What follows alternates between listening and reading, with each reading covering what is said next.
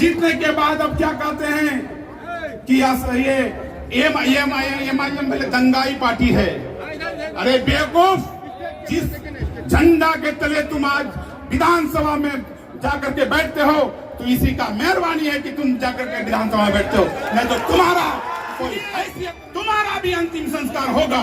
लेकिन ये काला कानून अगर तुम लागू करवाते हो तो हिंदुस्तान का 30 करोड़ नहीं, हिंदुस्तान का 110 करोड़ हिंदू भाई नहीं, बल्कि पूरा दुनिया का लोग तुम्हारे ऊपर। हमने कानून का भी नाम सुना था, हमने यजीद का भी नाम सुना था, हमने फिरौन का भी नाम सुना था, हमने गद्दाफी का भी शासन। नरेंद्र मोदी जी, उन लोगों का आज कोबर में हड्डी भी नजर नहीं आता। जब तक अंबेडकर का संविधान है तुम किसी का एक बाल भी बेकार नहीं कर सकते। मैं भागा, कौन चला गया जिसका औकात कुछ नहीं था, यही राजद के टिकट पर 5100 वोट लाया था। कौन नहीं जानता है कि राजद के पास जाके बिक गए हो। सब जानता है कि पहले एक भी पोस्टमार्टम नहीं होता था, आज तो कब्रिस्तान से भी लाश उठता है। कौन नहीं जानता है तुम्हारा कारनामा। मैं यकीन दिलाना चाहता हूं भाइयों और दोस्तों, अगर हमारा 4 टर्म का कार्यकाल में कोई गलती हुआ है तो मैं उसके लिए माफी चाहता हूं। ऐसे शख्स को उखाड़ के फेंकना है और असदुद्दीन ओवैसी साहब का हाथ मजबूत करके हम लोगों को इस जिला में नहीं बल्कि इस सीमा अंचल में हम लोगों को हैदराबाद बनाना है। अपने बाद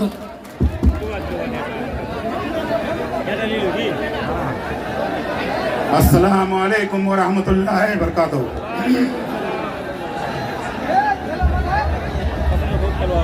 ये हमारे सदर एआईएम के सदर हमारे भाई समान असदुद्दीन ओवैसी साहब, बिहार प्रदेश के सदर अख्तरुल ईमान साहब, हमारे बड़े भाई समान एमएलए माजिद हुसैन साहब, मंच में उपस्थित हमारे बड़े भाई चेयरमैन फैयाज आलम साहब, जिला अध्यक्ष हैबर साहब, तसीर साहब, इसहाक भाई, मुफ्ती अथर साहब, मुखिया हसनैन साहब और दूर दराज से आए हुए एमआईएम के कार्यकर्ता और हैदराबाद से चल करके जो एमआईएम के वरिष्ठ नेता हैं, मैं उन लोगों का तहे दिल से शुक्रगुजार हूं। मैं सिर्फ और सिर्फ आज जो एमआईएम में ज्वाइन किया हूं, हमारे सदर जनाब असदुद्दीन ओवैसी साहब का जो तकरीर था पार्लियामेंट में बिल फाड़ने का जो काम किया था, उसमें प्रभावित होकर के हमने एमआईएम ज्वाइन किया। और मैं आप लोगों को यकीन दिलाना चाहता हूं कि हमने जब कांग्रेस में रहा तो डंके के चोट पर रहा, और मैं आज ऐलान करता हूं कि मैं एमआईएम में भी अब रहूंगा तो डंके के चोट पर रहूंगा। और मैं आप लोगों से दुआ का दरखास्त करता हूं कि हमारा अगर लाश उठे तो इसी झंडा के तले लाश उठे। अगर कोई सोचता है कि ये पार्टी बदल देगा, तौसीफ आलम दोस्ती भी खुल के करता है तो दुश्मनी भी खुल के करता है। इसीलिए हमने असदुद्दीन ओवैसी साहब से दोस्ती किया है तो खुल के दोस्ती करेंगे इंशाअल्लाह। आज हमारे देश के प्रधानमंत्री कहते हैं कि हमारे देश में मुसलमान पंचर बनाते हैं। मैं चाय वाला का बेटा से कहना चाहता हूं, किसी पर उंगली उठाने से पहले अपने गिरिवा में झांक के देखिए, तुम भी स्टेशन में चाय बेचता था।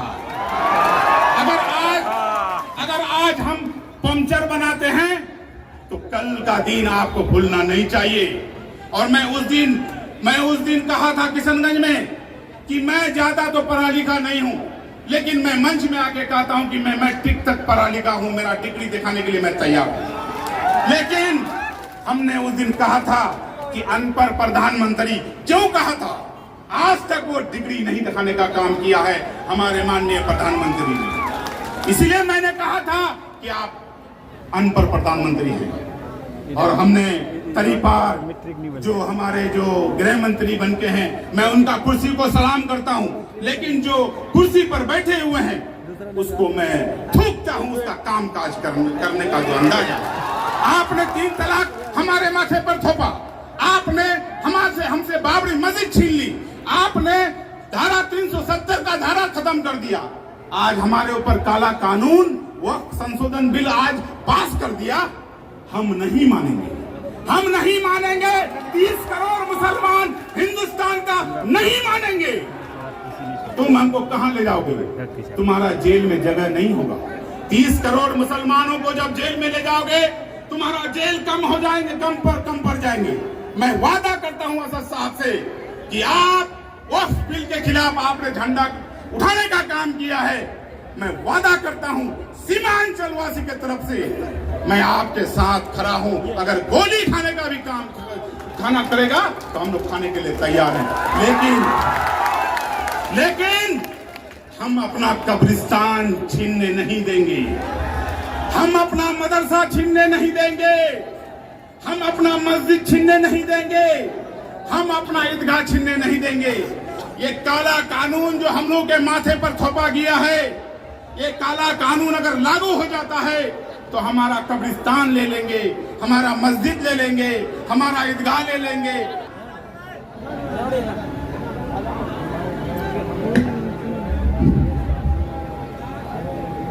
हमारे ये चारों चीज सरकारी हो जाएंगी।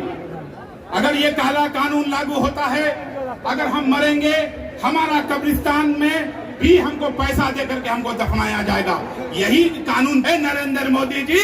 अगर पास ही करना है, हम 20-30 करोड़ मुसलमानों का बात छोड़ो, हमारा जो हिंदू भाई है 110 करोड़, आज 100 रुपया पेट्रोल बिक रहा है, 90 रुपया 95 रुपया डीजल बिकता है।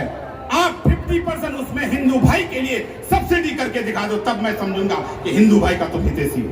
अगर कानून ही पास करना है, अगर कानून ही पास करना है तो गैस सिलेंडर का 50% हमारा हिंदू भाई के लिए लागू करो, तब मैं समझूंगा कि हमारे हिंदू भाई का तुम हितैषी हो। आज हिंदू मुसलमान करके, हमारा हिंदू भाई में लड़ाई करके, हमारा हिंदू भाई मुसलमान भाई में आज जंग पैदा कर दिए हो।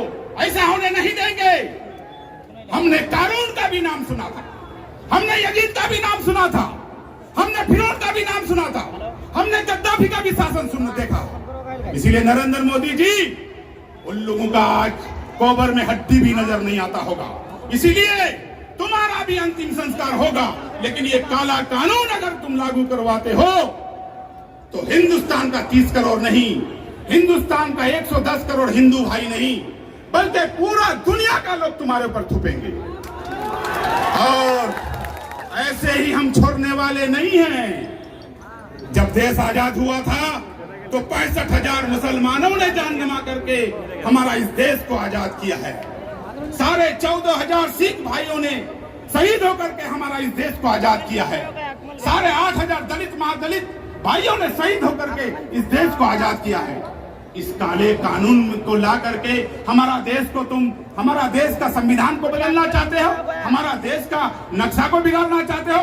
जब तक अंबेडकर का संविधान है, तुम किसी का एक बाल भी बेकार नहीं कर सकते। मैं दावे के साथ कहता हूँ, ये कानून लगने नहीं दूंगा। हमारे भाई मेरे साथ है, अब तो मुझे दोगुना ताकत हो गया है। इसीलिए मैं नरेंद्र मोदी जी से कहना चाहूंगा, नरेंद्र मोदी जी, ये कौम किसी से नहीं डरता है। ये कौम का अगर सर झुकता है सिर्फ और सिर्फ अल्लाह के आगे। और मैं यकीन दिलाना चाहता हूं, जो हमारा मुसलमान है वो इसके आगे नहीं झुक सकता है। ये इस्लाम का पहचान है, ये दीन का पहचान है, ये हमारा नबी करीम सल्लल्लाहु अलैहि वसल्लम का कहना है। इसलिए मैं हमारे बड़े भाई असदुद्दीन ओवैसी साहब से कहना चाहूंगा कि कदम से कदम मिला करके सीमांचलवासी आपके साथ है। मैं चाहता हूं कि सीमांचल को हैदराबाद आप बना दीजिए, मैं वेलकम करूंगा। मैं चाहूंगा, मैं देखना चाहता हूं किशनगंज का धरती धरती को, अररिया का धरती को, पूर्णिया का धरती को, कटिहार का धरती को और पूरे सीमांचल वासियों को मैं देखना चाहता हूं कि आप हैदराबाद बनाने के लिए हम लोगों को आश्वासन दीजिए। सारे नौजवान आपके साथ हैं, सारे नेता आपके साथ हैं। और कौन भागा, कौन चला गया, जिसका औकात कुछ नहीं था, यही राजद के टिकट पर 5100 वोट लाया था। और यही जीतने के बाद अब क्या कहते हैं कि ये एमआईएम दंगाई पार्टी है। अरे बेवकूफ, जिस झंडा के तले तुम आज विधानसभा में जाकर के बैठते हो तो इसी का मेहरबानी है कि तुम जाकर के विधानसभा में बैठते हो, नहीं तो तुम्हारा कोई हैसियत नहीं था। कौन नहीं जानता है कि राजद के पास जाके बिक गए हो। बहादुर का विधानसभा जानता है कि पहले एक भी पोस्टमार्टम नहीं होता था, आज तो कब्रिस्तान से भी लाश उठता है। कौन नहीं जानता है तुम्हारा कारनामा।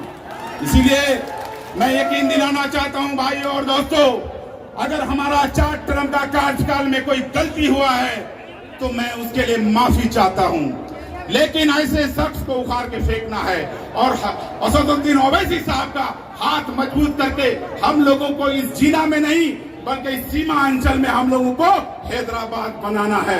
यही कहा करके मैं रक्षक होना चाहता हूं। अगर हमसे कुछ गलती हुआ है बोलने के लिए तो मैं माफी का खास्तकार हूं। अस्सलाम वालेकुम व रहमतुल्लाहि व बरकातहू। हिंदू भाइयों को नमस्कार। नमस्कार।